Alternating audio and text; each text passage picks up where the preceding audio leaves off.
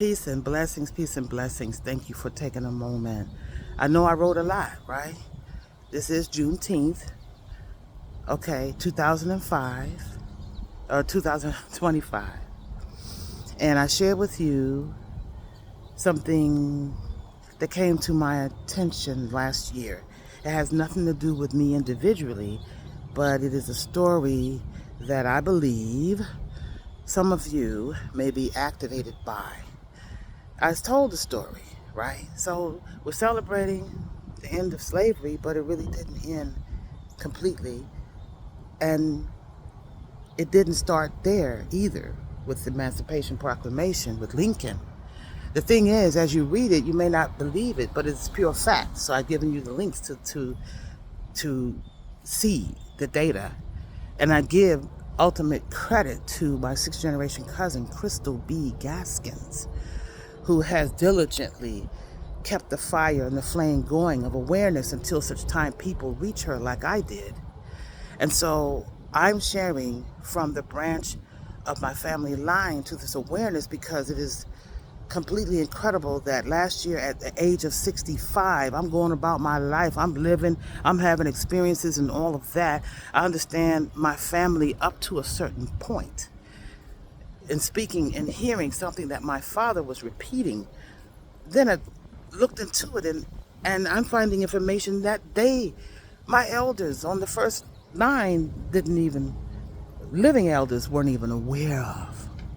And the thing is, yes, it ties back to a horrific time in our country, but we did not have to go through those pains. We wouldn't be where we are without them. And it didn't start there. I've been able to go back to West Africa. Yes, I got my DNA, and I know some people are like, oh, I don't trust that.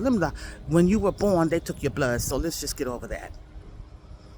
And so this information, as my cousin told me, I couldn't go to sleep. It's been a year now. I'm diving back into it. I'm trying to find a way to really dive into it, searching and learning continuously from her, learning and being guided to tell some stories of this journey. So here's the deal. Some of you all have never really cared about your history. And, I often ask people, if you have children, there's another bird's nest. If you have children, do they know past their grandparents?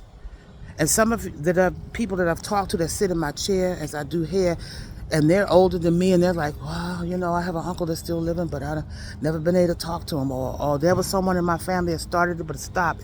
But there are some younger people let the younger people, maybe there's someone that's a niece or a great niece or nephew that's very studious, and, look, help. The information, you can get it free. The African American museums offer free genealogy. Don't have to pay. Go back as often as you want. Start with the Smithsonian. Start when you can, because as we wake up every day, exhibits are not being continued to be. They're throwing stuff out. Look, he done already threw out Martin Luther King's bust out the White House. We are being, and always have been, suppressed and erased. We cannot be. So I'm going to end it there. And I feel blessed to be able to articulate and understand that from listening to my daddy and searching from there and coming across my sixth generation cousin who is not gatekeeping, who is tirelessly researching and give me access to see over 20,000 that tie back to the blood of the ancestors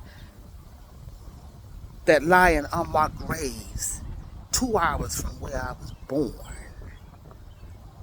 Not many are able to tie back that far. So their names deserve to be repeated over and over and over again. And it's just not mine, it's all of us.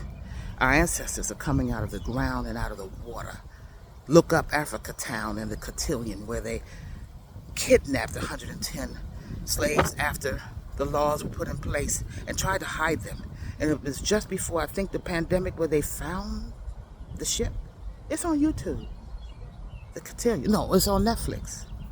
Anderson Cooper is on YouTube talking to the descendants of Africa Cat Town in one video, and then all they wanted to do was talk to the enslaver family, right, to get some answers. And then he does another interview. This is just a couple of examples. Look, go into your history. Which ancestors are calling you for your family? Your Black history needs to be in a physical book. Yes, we got digital, physical book, as well as online. Because one day, you're not going to wake up and the clouds going to be gone. Look, I done got back from travel, and I was blessed last night. I was paying attention to my ferns, and I was given another sign, a gift. Look at this beautiful gift, y'all. I remember watering the plant. Oh, Lord, I hope I haven't harmed him any kind of way. But I woke up to these eggs. So when I pulled it down from hanging, something fluttered away, and it was night, and I didn't realize it. And there's these babies. And so I'm going to hang it back up. But I'll write what I read, what I looked up. Finding a bird's nest with 3 eggs. And it had to do with abundance, family, prosperity, community, just confirmation. God's nature speaks to us all the time. Listen to your heart. Turn off the world. Get into learning what and how your ancestors flow through your blood. This ain't no game. Go get it.